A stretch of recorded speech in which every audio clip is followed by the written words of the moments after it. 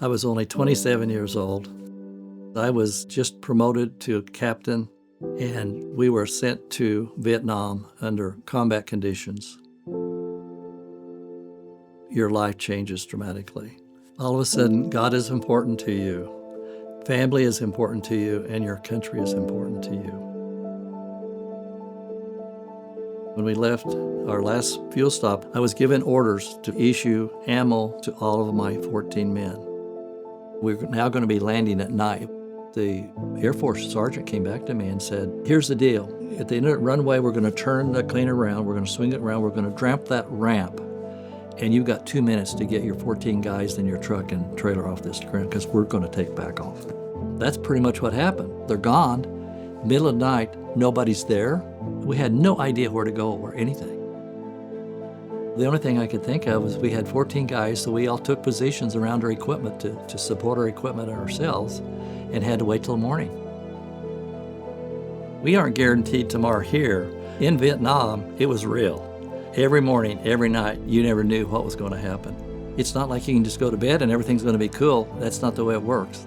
They would have mortars and they would try to shoot these rounds into our base, and you could hear them coming. And so you'd immediately roll off your bed onto the floor. As long as it didn't hit your tent, you were safe. At night, I would see many men on their knees praying before they went to bed at night. When your life is put on the line, you find that you want to be closer to the Lord. Our 1 year was up, and we were fortunate enough to be leaving there. At that time, the military had contracted with commercial airlines to fly people out of Vietnam. And I'll never forget, there was probably a couple hundred of us on this airplane. And as we took off, and that plane got off the ground, the plane just broke out in a huge roar. We had survived. I was going home.